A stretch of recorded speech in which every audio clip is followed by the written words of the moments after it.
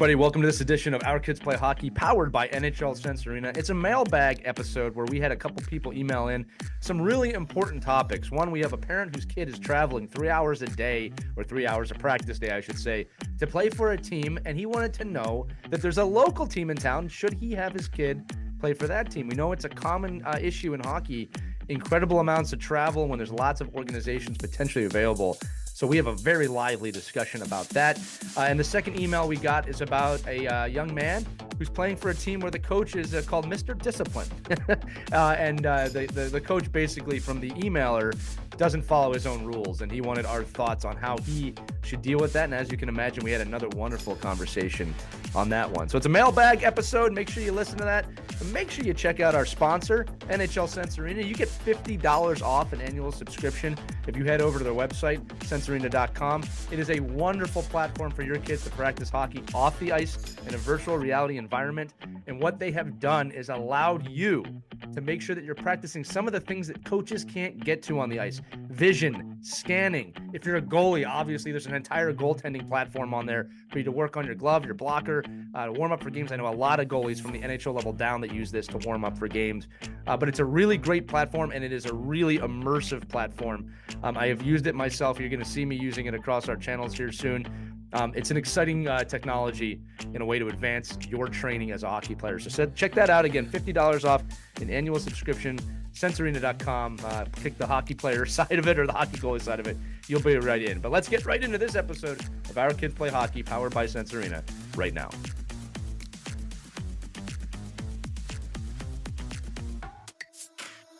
Hello, hockey friends and families around the world, and welcome to another edition of Our Kids Play Hockey, powered by NHL Sense Arena. I'm Lee Elias, and I'm joined by my favorite line mates in the world. There really are not any better. I don't know if I'm the center, or Mike, maybe you'd probably be the center, and Christie would be the wing. I'd be a wing. But I'm with my favorite line mates, Mike Benelli and Christie Cashy out of Burns. And today... See, I always thought it was the rose between the two thorns, but what do I know? So I think I would be the center. You can be the center. You know what, Christie, you're the center, the head coach. I'm just saying. You know what? You're the player coach on the team. All right? So you're playing center. You're taking the face-offs. And Mike, you're coming in. We're going to get that puck, okay? And we're going to go down there and score. Enough of the hockey metaphors now.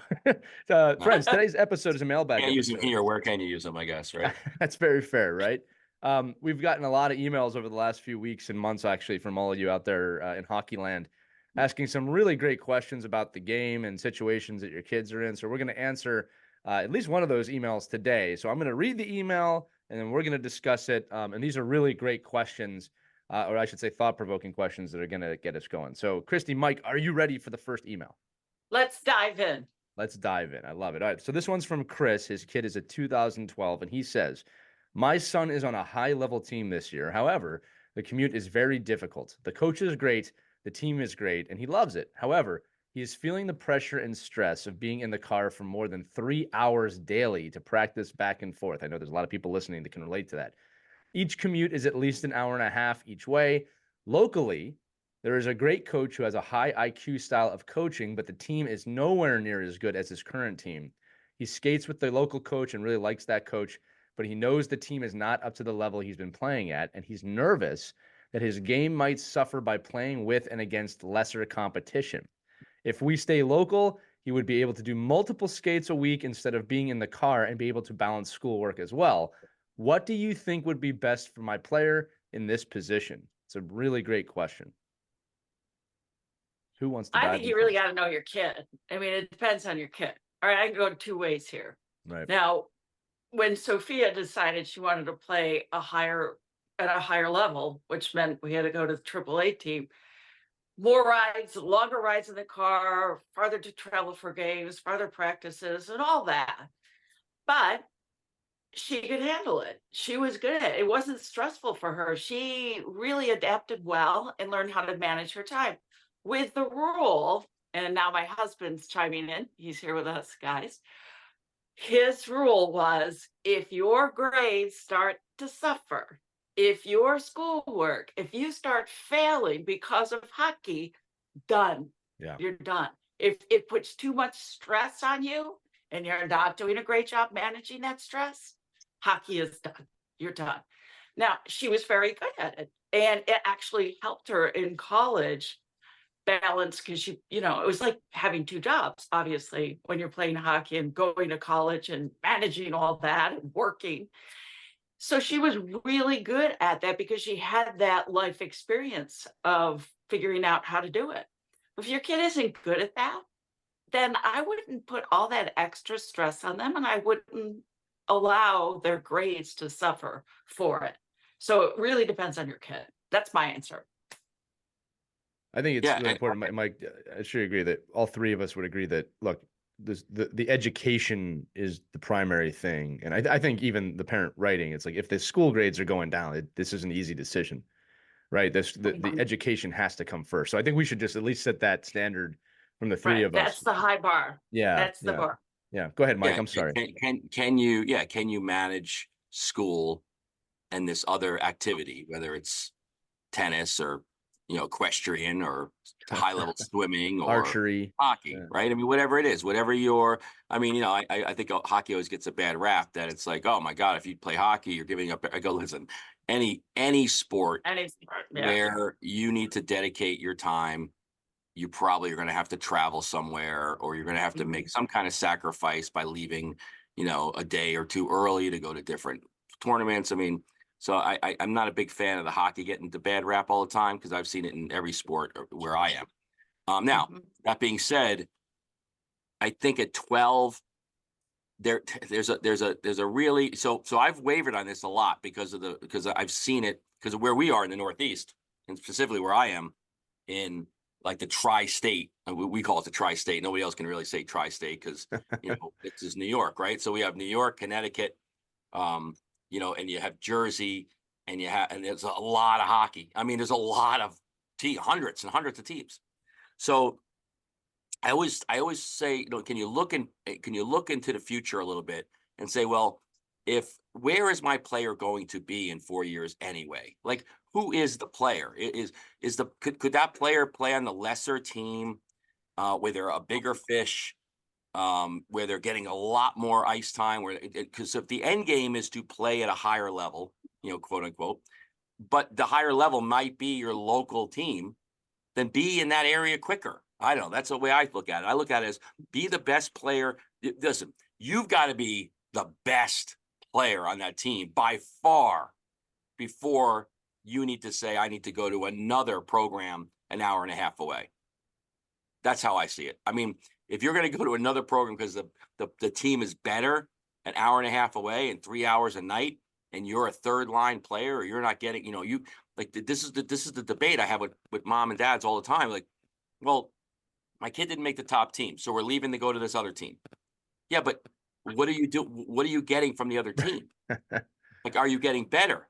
No. Right. So you're following. So what you're doing is you're not changing the path. You're not changing the system. You're just following along like everyone else, like a sheep.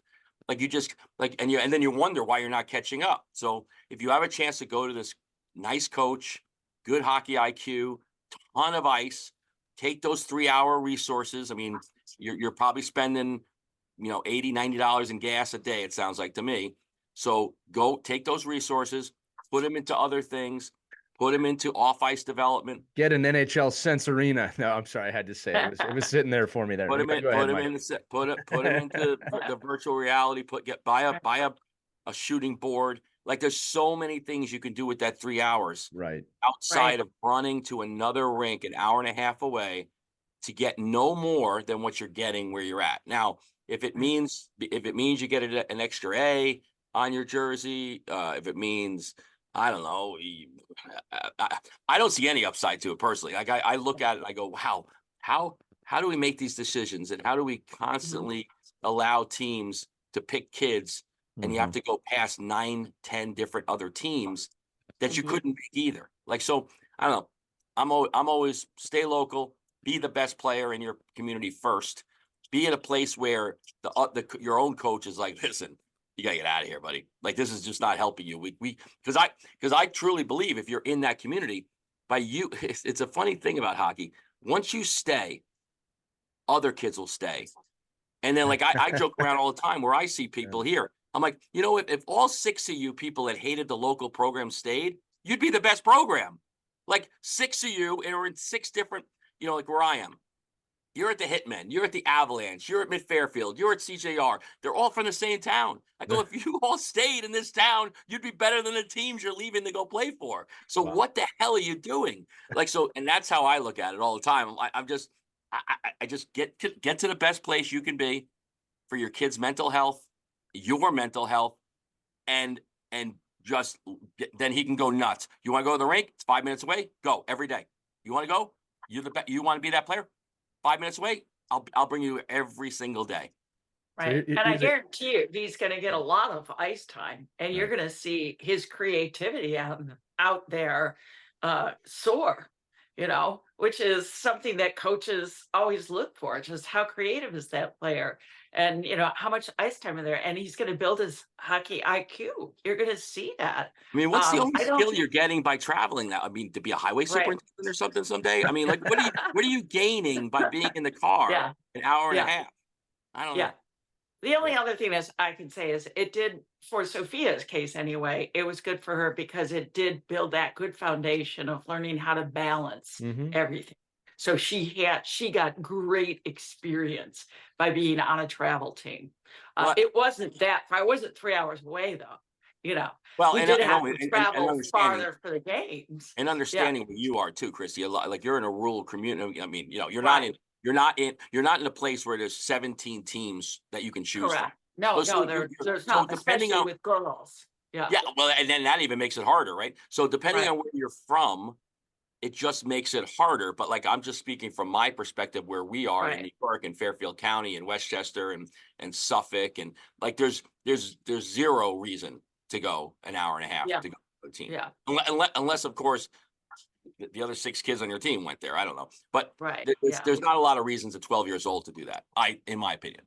Yeah, I agree with you. But if you live in Yeah, especially Arizona or if especially if you're your kid is stressing, well, that's it. why And are I you think trying to do that to your kid? Well, I'll tell you a few things that I wrote back to this person.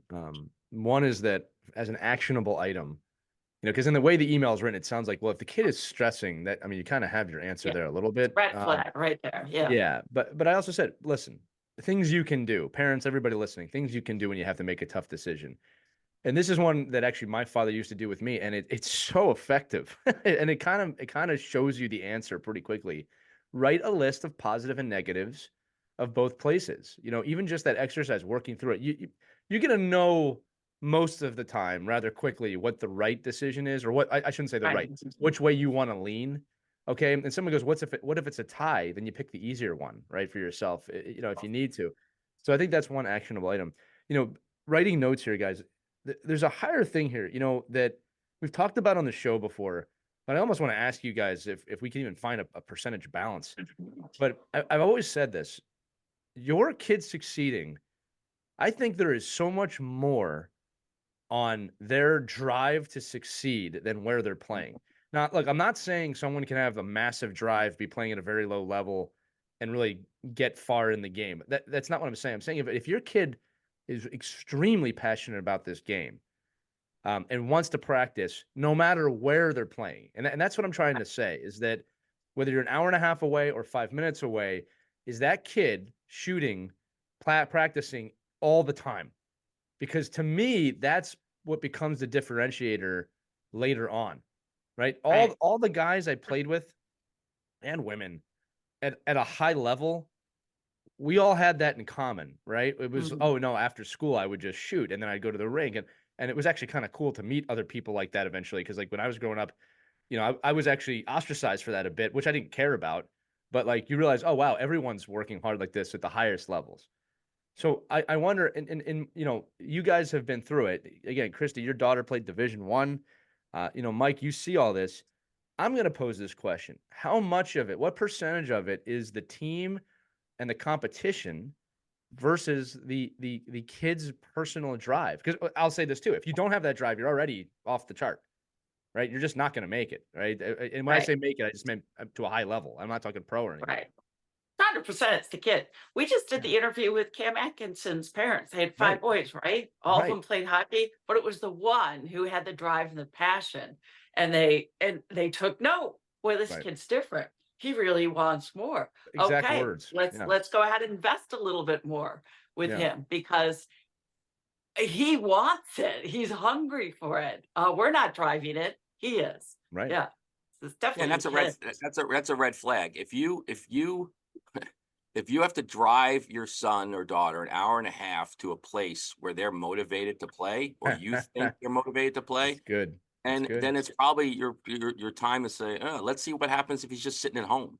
Like Yeah. now, again, there's another side of this too, where I just think, if you're around low performing people, you become a low performer. I just believe that. Like it's very hard, especially in our kids' era, where it's so easy to do other things digitally and not and for us to make it easy for them to do things where they don't have to be active.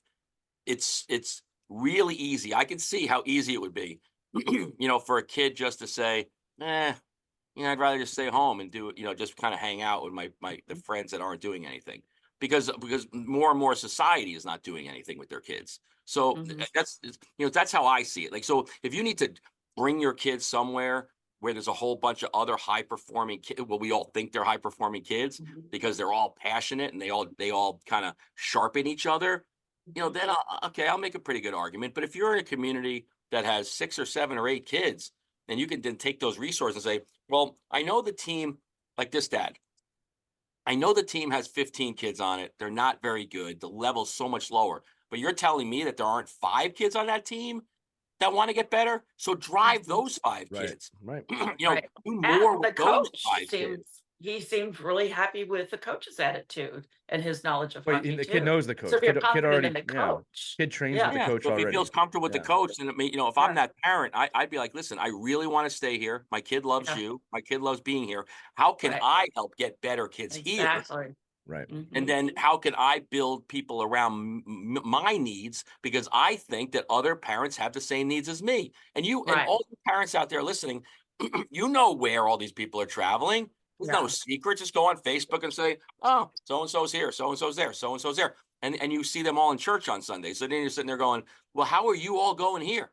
Like, Right. we're all living here. So right, just look in your community and say, how can I make my community the best community and my team and my level, you know, instead of the easy out, which is fill up the car and drive away. And I right, think that's, again, not everybody can do that. Maybe not everybody has the resources for doing that. But if you care about your own sanity, try it, figure it yeah. out, look at it and say, well, what can I do to make my community team better, as opposed to just, packing up It's a and buying great a point, Mike. jersey. It's Right. a really And great point. also be careful. Like, let's say you're in that environment, you're of the mindset that this is better for my kid. He's going to be around a bunch of kids who motivate him or her. And if they're playing up, he's going to play up too. Great. But if you have to take your kid kicking and screaming to this rink and these practices and they walk out of there with their head down, don't think that all of a sudden magically they're gonna some sort of flame is gonna be lit and they're just gonna become this other hockey player. You gotta watch your kid. You gotta look for those signs. And if you don't see them being inspired and getting passionate, being around these kids, that's not the right program for them. Yeah. Nothing magic is going to happen. They're not going to magically rub off on your kid if they're not motivated You're themselves.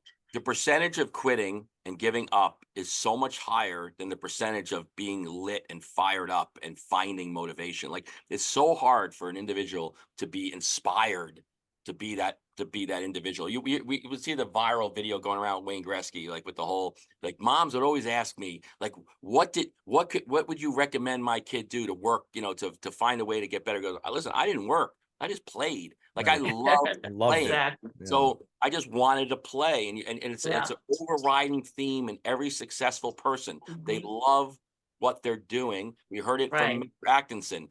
You have to love what you're doing, and if you love getting in the car and flunking out of school and not eating properly and Oh, yeah. sucking down Chipotle every weekend because you're traveling all over the world and it works for you, great. You know what? If it works for you, it works for you. But the minute there's a chink in the arm, but the likelihood of falling off when we all Mm. invest, think about the investment you're making, 10, 12, 13, 14 years.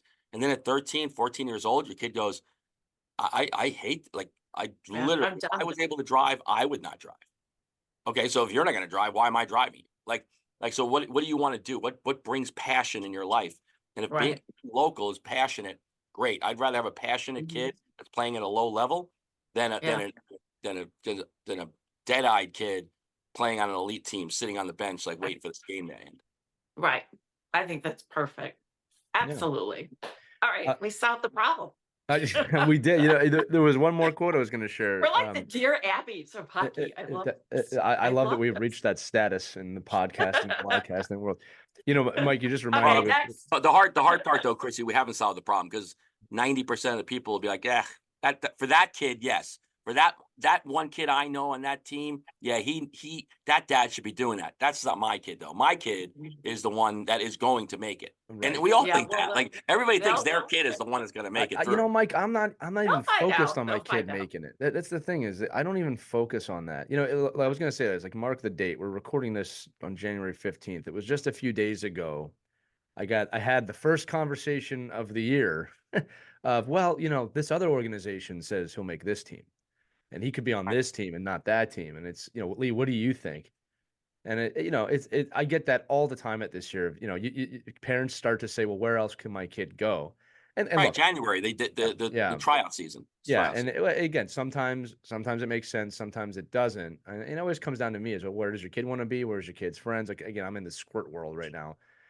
You know, what kind of coaching is there? Do you think he'll get better? Does he want to do this? Does she want to do this? You know, you got to ask great questions if you want to get great answers. Mike, you reminded me a minute ago with that Wayne Gretzky quote that, you know, to keep it even more time and date. Connor McDavid's mother has that quote about Connor being very upset and not understanding why all his friends just wanted to play video games when all he wanted to do was practice. And the quote is like, she had to explain to him, well, Connor, you're a little bit different than other kids, right? I mean, they knew then that he was obsessed. And again, parents listening, there is a difference between obsession. There's a difference between obsession and being interested, right? And really loving something. Like there's levels to this, right? And I'm going to say this, you cannot put that in your kid. They have to develop it. And here's the other thing about it. Some of them might develop it at 9. Some of them might develop it at 15, right? You don't know. Or here's another one. Some of them might have it at 9 and not at 15, right? Ryan Whitney recently said, and he's 100% right. He goes, I know your 9-year-old is obsessed with hockey, but you know, the nightlife and dating has not come into his life yet or her life yet.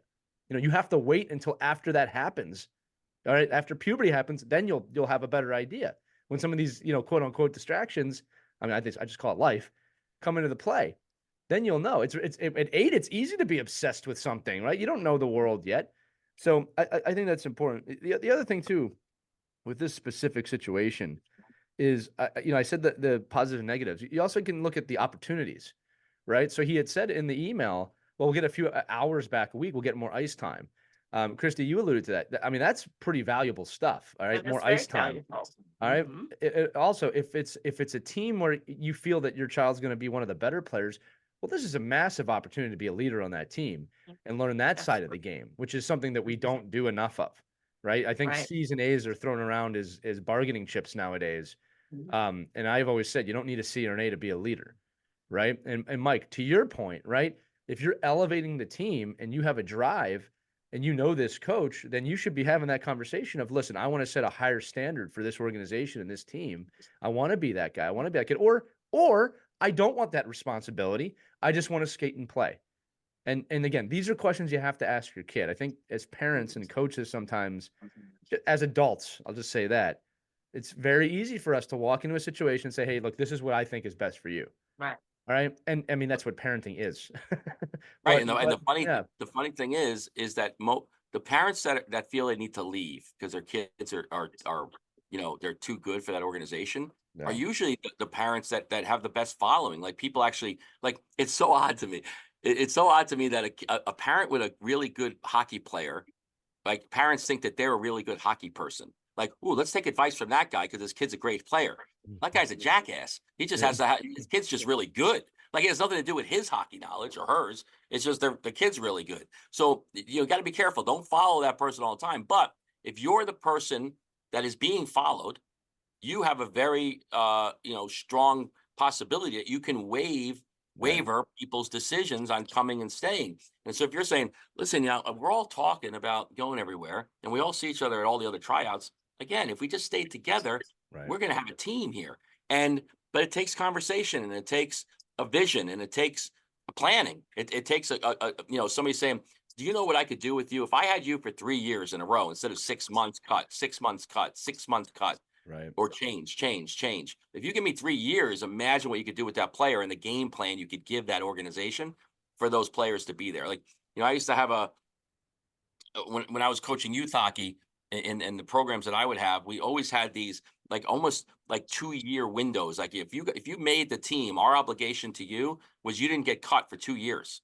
Like we're Love picking it. you now. You don't have to go look for a tryout somewhere. Now, if you chose to, because you think we stink and we don't know what we're doing, that's fine. But our obligation is to you. You're going to be with us. I want you for 24 months, not 6.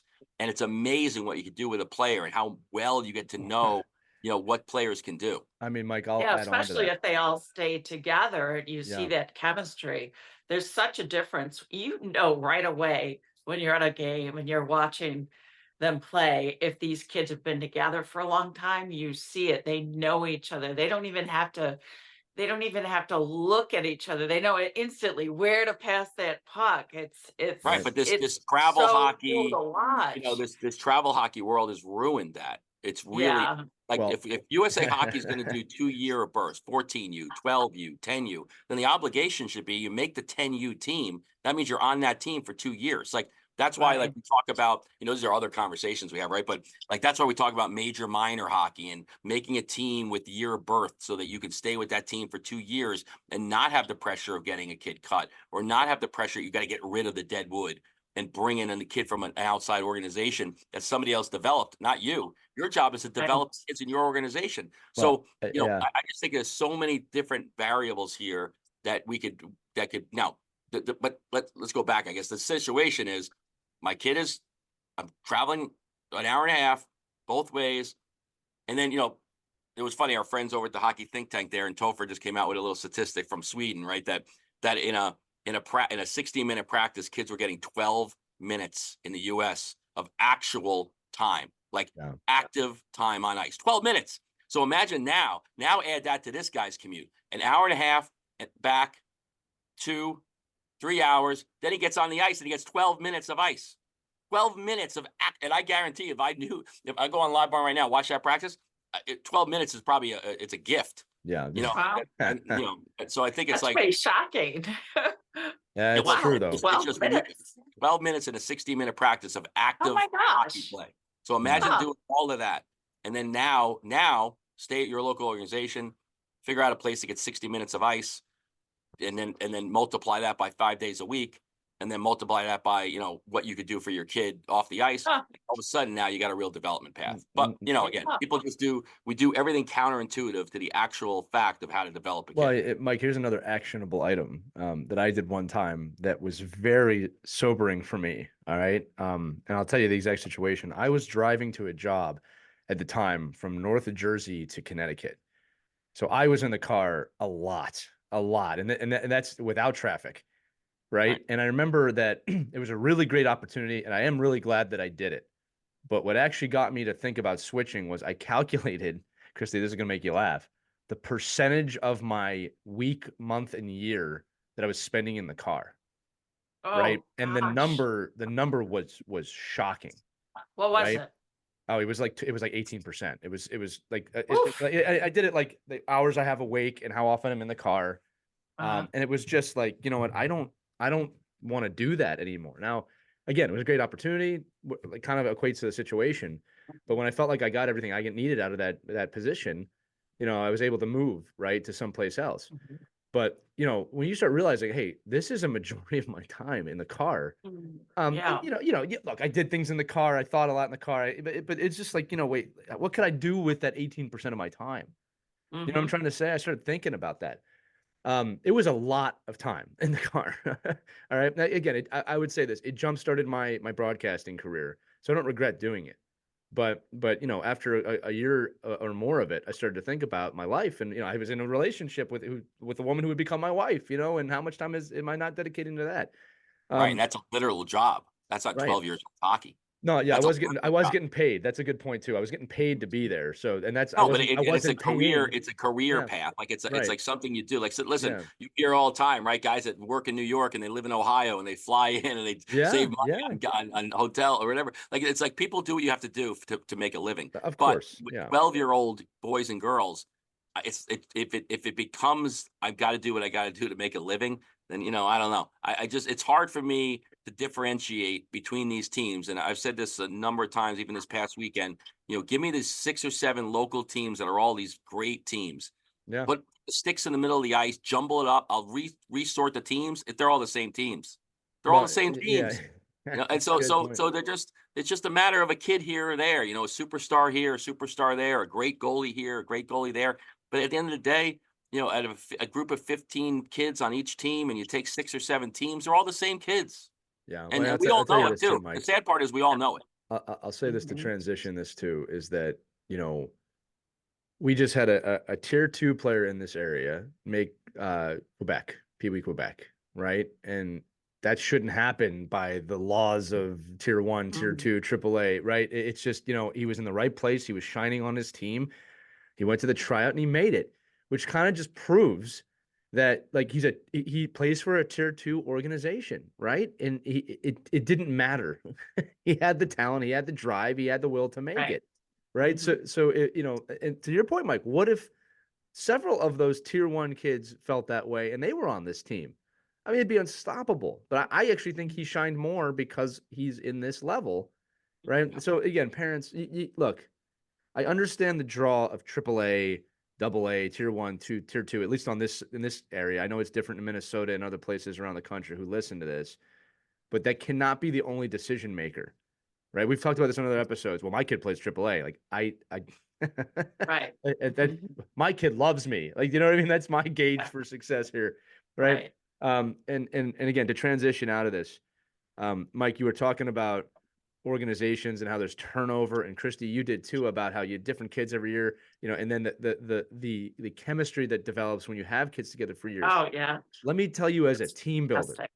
all right, Mhm. as a team builder, and I get a lot of work with teams now that, oh, we got a lot of new kids this year. We got a lot of new kids this year, and I enjoy it, but I end up giving kind of the same foundational team building lessons a lot, right? And don't get me wrong, they're very powerful. I take a lot of love in the work that I do, but I always say to these organizations, you should see what I can do with a team that's been together for 3 years.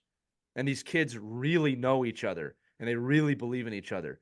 That is a totally different set of lessons. And it is a much higher level of cohesiveness than having to get mold a clay together for the first time.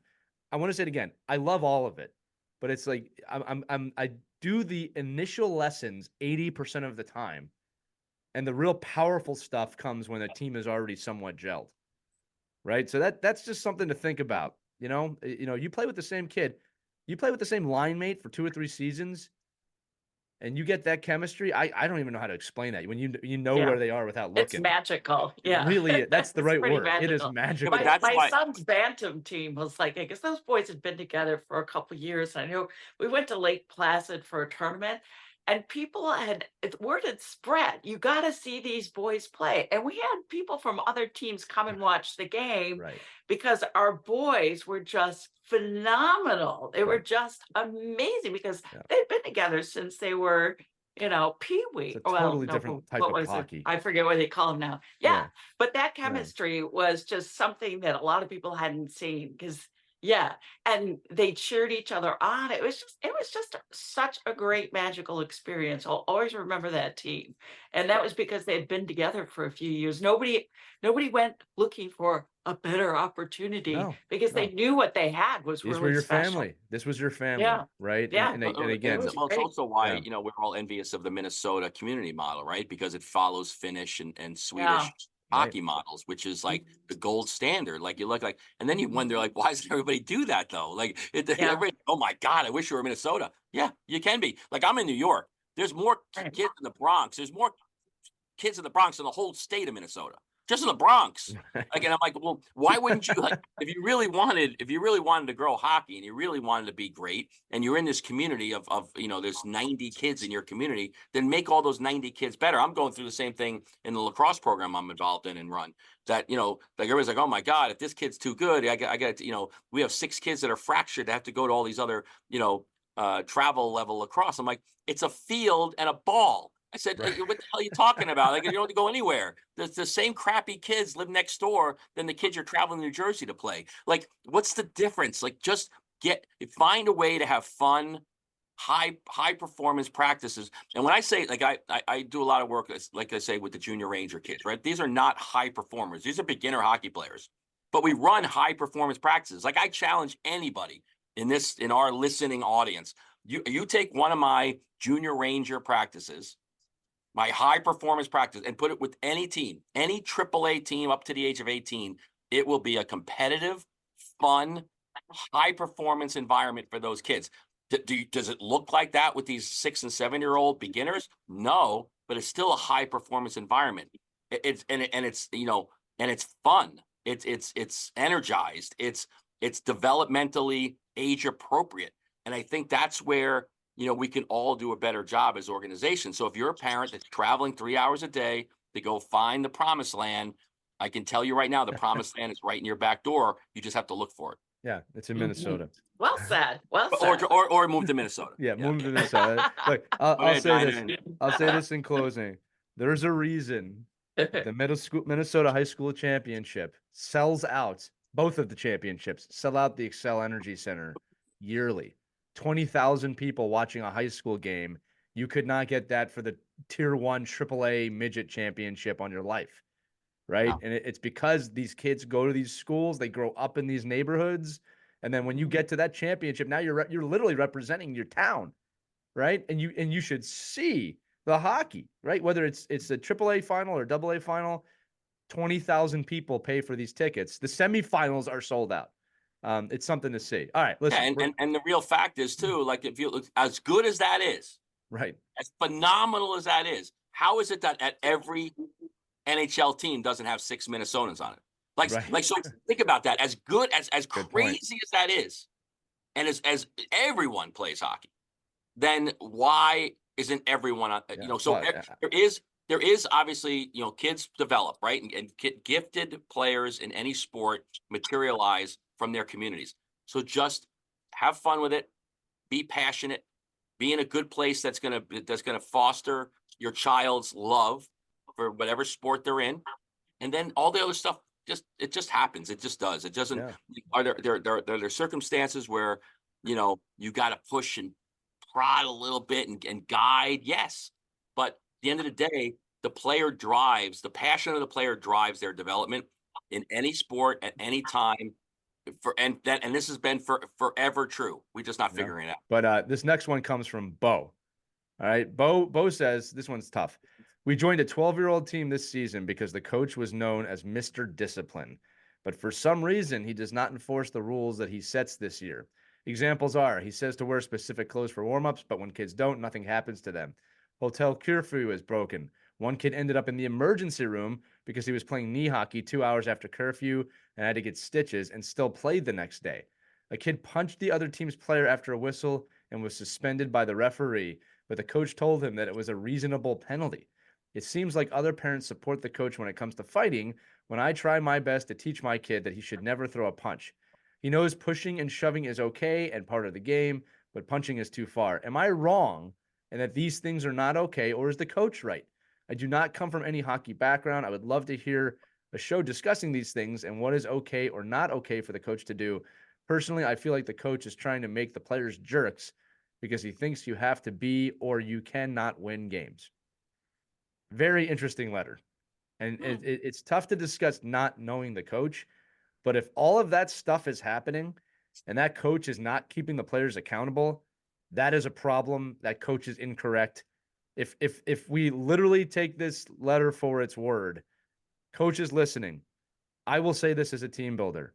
The biggest threat to your team bond, your team cohesiveness, and your team being a team is you. It's not the parents. It's not the kids. It's the coach. It is your responsibility to be the standard of excellence and accountability when it comes to running a hockey team. So if you set the rules and you allow the rules to be broken and or you break the rules, you are damning that team. You really are, right? And that kid's going to end up driving an hour and a half to another rink to try and get on another team because of that accountability. To me, the life lessons are so much more valuable than the hockey lessons. And if you are teaching these kids that it's okay to break the rules and it's okay to not be accountable, you are hurting them so much further beyond hockey, right? So again, if this letter is to be taken literally, this is a scary situation. Yeah, I agree. A, a lot of red flags going up with this coach. I wonder if there's something else going on here. I can't imagine an organization would allow that kind of a coach to continue being a coach. Because this doesn't just suddenly happen. He must have some kind of a pattern. I wonder, is he new? Has he been moving around to other organizations? Because that's usually a sign of a problem coach when you see him hopping around. And then I guess I would go to my organization and discuss it with them. Yeah. Hey, has anybody else complained about this coach? I'm concerned about some issues going on. I would hope the organization would listen and either have a talk with that coach, replace him, maybe put somebody else there for a while. Maybe the coach is going through some issues. I don't know. I'd have to investigate that a little further. Yeah, I agree with that too, Christy. And again, Yeah. it's a little freaky, especially with the fighting. Keep in mind, this is 12 Yeah. years old, right? We're talking peewees here. Fine. Yeah, That's ridiculous. Yeah, and you don't know, like it's all. Listen, I think these are hard, right? Because you have to have a better perspective of what's going on. Like number one is we've talked about this a million times on the podcast. Did you have a parent meeting at the beginning of the year? Was Right. there some standards set? Did you know ahead of time the coach is like, listen, we're going to be tough. We're going to let the kids go at it. We're going to let and then if you're a dad that signed off on that, then hey, you know what? Deal with it. This is if you signed off on the fact that was a tough coach, Mr. Discipline. now, Mr. Discipline. and Mr. Discipline. So and I think and the other side, like I tell the coaches I work with all the time, like the more rules that you can't enforce, then don't have them. Like just don't Right. You got it. You like coaching and managing kids and parents and families and people, right? Is once you start boxing yourself in the corner, literally, right? Like if you throw a punch on this team, you're off the team. And the kid throws a punch and you're like, okay, listen, you can't do that. You can't do that. And then it was your kid, right? And then you go, oh, now I'm really screwed. Like, so it's like, or if you're going to be late and then you're the coach that's always late. Or if you're going to enforce like dress code and everybody's got to be in dress code, but then, 5 kids don't ever come in dress code. Right. So then don't have those rules. I say this I bark at USA Hockey all the time. Or enforce them, Mike. You got to say that, or enforce them, or actually have consequences and stick to it. If the league has a rule that coaches need to wear helmets on the ice, then wear the damn helmets on the ice, or don't coach. Yeah. I don't believe in helmets. Okay, then don't coach. So I that's fine. But I think it's the same thing your coaches. So the number one thing I would say is, well, did you if I was having that conversation with the parent, first thing I would say, well, when you signed up, did you know the coach? Yes. What was his reputation before? He's a disciplinarian. Well, did he allow fighting on his team last year? Oh, yeah, those kids would go out in the locker room. I heard rumors. Okay, well, then you get what you get, and you don't get upset. You just deal with it. But at the same time, you can still. This is great. This is a great chance to talk to your own child and be like, listen, we don't do this. Right. I don't find this acceptable. Protect yourself. And if there's an issue, we're going to go see the coach together and be like, listen, but make sure your kid's not the one setting the punches up. Like, make sure your kid's not the one causing the issues. And some of us get blinded by that. Like, not my child. My son is an angel. And I think, he never, he swears. No, like, I can't believe it. Like, so I think it's just like, just understand. And I don't want to throw any coaches under the bus because I don't know this coach personally, and I've never. None of us do. Yeah. And just take it for what it is. If you're a disciplinarian coach, be a disciplinarian. I have no problem with it. I mean, listen, if you sign up for a guy who is a hard ass, or who wants to really give it, then that's if your son or daughter can deal with that and take it and likes it, even like, listen, I had coaches like the coaches that I liked growing up, I could never imagine my kids playing for. Like, they were nuts. Like they were really, really Yeah. tough. Like just like, oh my God. And even me as a coach, like I could never have my 16-year-old play for Mike Benelli, the coach of 16-year-olds back in the Mm, day. Having yeah. kids, you're gonna skate until somebody pukes out here. If you have your tape on your shin pads wrong, get the hell off the ice and go home. Or if your lace breaks, while you're tying it before a game, you're done. Get out. You weren't prepared. These are these are things that I grew up thinking, well, that's normal. Like that's like a real, that's a coach that has the room. But but again, now if you sign up for that, then know it, be it. Just embrace it and say, hey, listen, got to be prepared. You forgot your jersey, you're not playing. We're not going to Right. help you. We're not going to help you overcome that. We're going to say, too bad, and now you move on. But as far as the physical stuff goes, and like I hear that all the time, like, oh, that coach is teaching that. I don't know. I like to see that. If a coach is teaching a player how to stick check somebody and punch them in the face without the ref seeing it, then I would probably bring that up and be Good like, point. listen, this is really hard for me to get behind. But research it a little bit and kind of figure out, what is that line and Yeah, what's but would you I go to the coach with those kinds of concerns if he's showing signs of, just kind of going off the rails? I don't think I know. would. I think I'd go to coach first, then I'd go to the You organization. would. I don't know. I I would. I mean, I'd be like, listen, coach, I just want to understand what the philosophy is here because I don't teach my child this, and I just need to know what the expectations are here. And Yeah. if he says, Yeah. hey, Mike, you know what? You know what it's like to be a tough hockey player. You know how tough this sport is. We're trying to prepare these kids for battle. I'm like, okay, well, that's not my understanding. Like I didn't sign up for this. Like I didn't know this was part of the protocol. And then maybe it's a second, then it really does get elevated. I think it's, you never want the coach to find out, in my world, that you Yeah. went to the board first. I agree with It's that. hard. Yeah. It's because the thing is, a lot of the board members most likely will agree with the coach. Mm. Like that your inclination is always to support the person you hired than Right. than be the first inclination of throwing them under the Well, bus. let me dive into it too. Christy, you're bringing up a great point, and so are you, Mike. Here's the other thing, I like some perspective on this. I've been in situations sometimes where parents are upset about something that I don't even realize. I don't even realize that they're upset, right? It wasn't obvious to me. And if they go, and I've seen it, they go to the organization and it kind of gets back to me sometimes. I'm not so mad, but it's like, oh, I didn't even know that was a thing.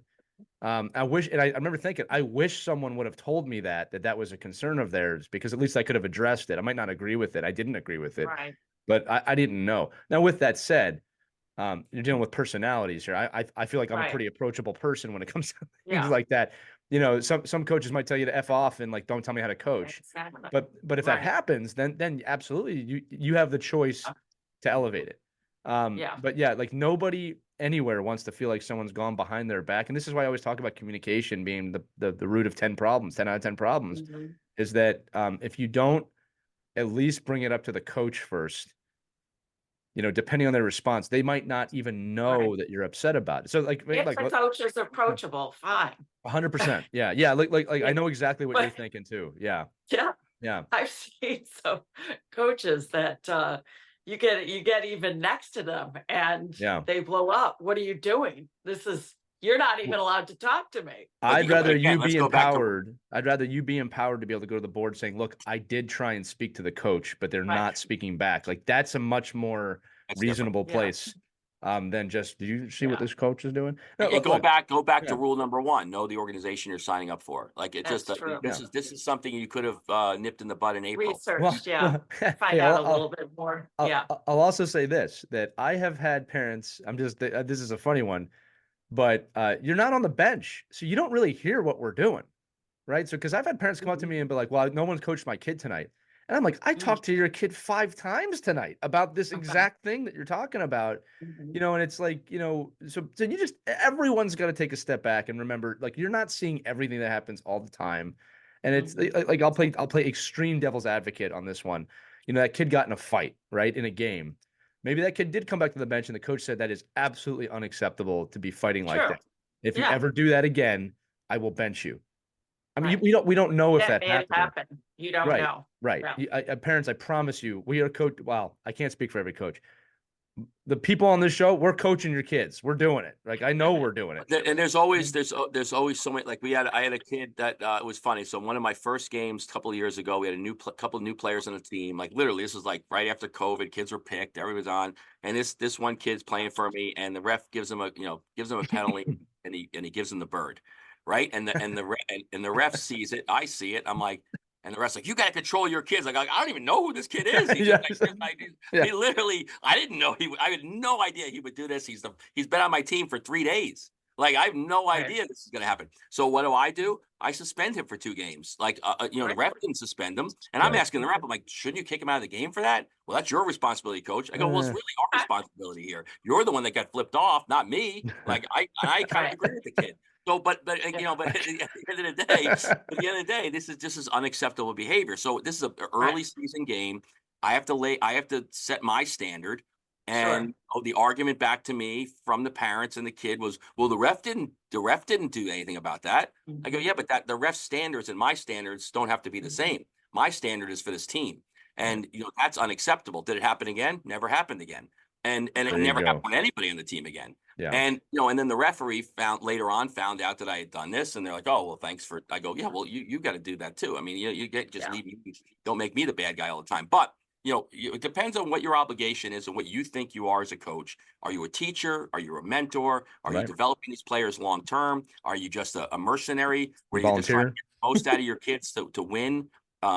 Weekend tournament. You don't care what kind of person they are or what kind of person they become. If you don't care about those things, which are a lot of us that don't, right? Like a lot of coaches that just don't care about who the player becomes. They just care how the player plays for them that year. Right. And that's fine. That's fine. It is what it is. You signed up for it. But understand, like, I don't know this coach. Maybe he doesn't he's like, yeah, I don't know. Get into a fight. I don't care. I'm not going to see you anyway after April. Like, you're done. So it really just is. It depends on what team you're on and what your expectations, for your coach is. It's tremendous, Yeah. tremendous But if perspective. they set up rules in the beginning and Right. they're not following through, that's a problem. I think Massive you problem. do need to address it and go to the coach first. Say, how Yeah. come hey, when we had this parent meeting, you said you were going to discipline kids if this happens, and you're not. Why aren't you? I'm just curious. Christy, they armed the parents with the ability to do that if they make the rules. You're right. So if a coach sets the rules and the coach or Yeah. someone breaks the rules and they don't follow through, now the parents are armed with that. Why not which ask them? Yeah. Well, here's the thing. That's also a great way to keep yourself accountable as a coach, right? I That's think right. there's too much apprehension when it comes to, I got to talk to the coach about this.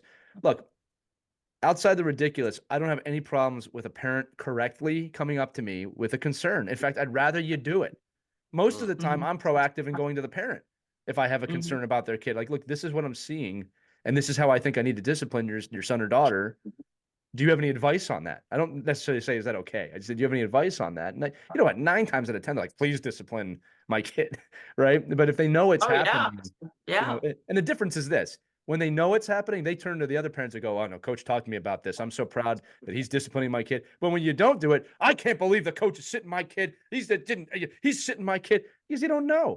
Right. And again, one more thing I want to say, Mr. Discipline. I think we as a culture really need to redefine discipline.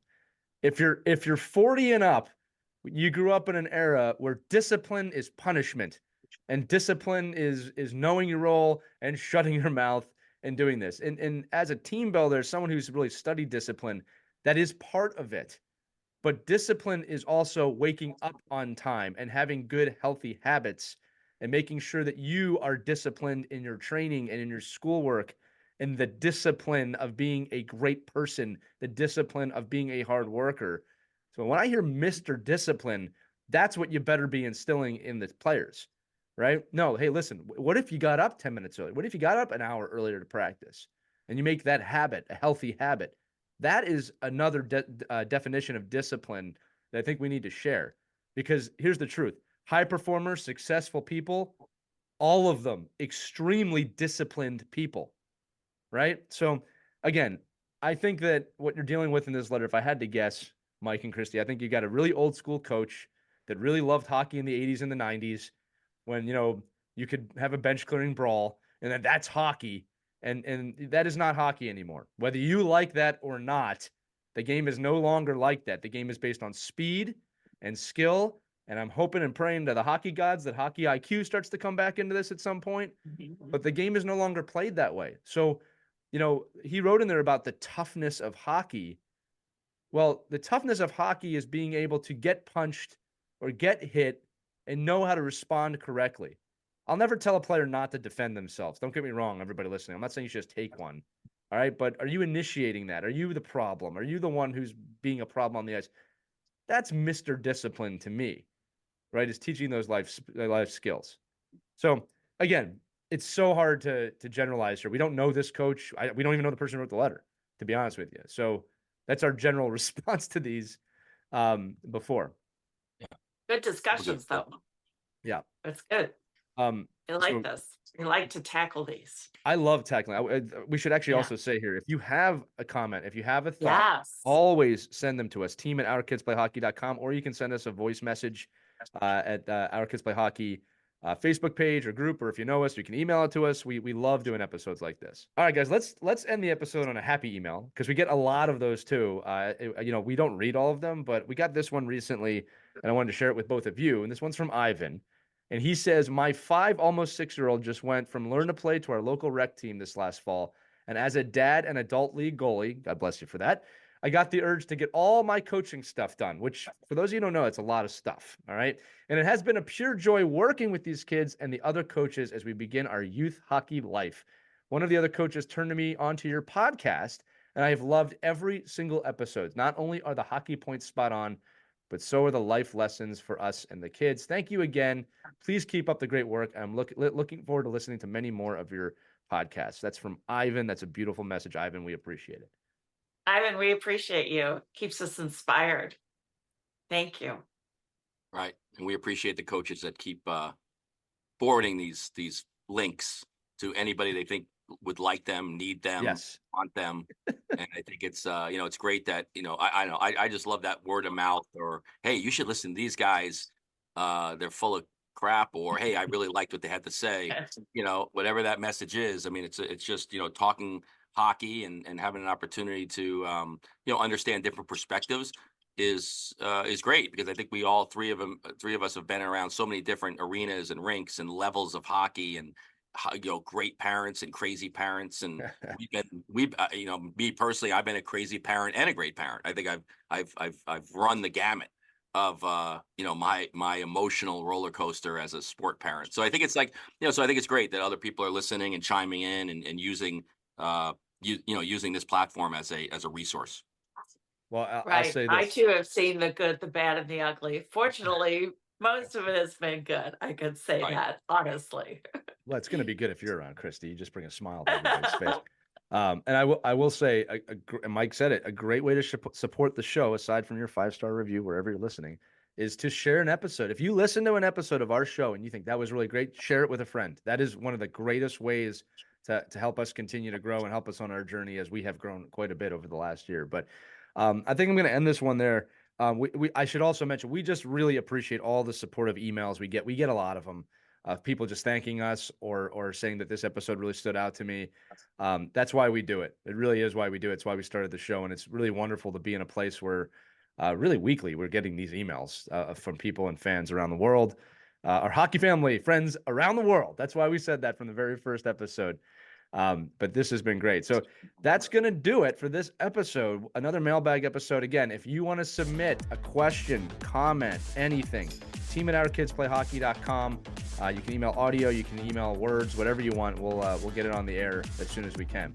But that's going to do it for this episode of Our Kids Play Hockey, powered by NHL Sense Arena. Remember, you can see or listen to all of the episodes at ourkidsplayhockey.com. For Mike Benelli and Christie Casciano Burns, I'm Lee Elias. We'll see you on the next edition of Our Kids Play Hockey. Skate on, everybody.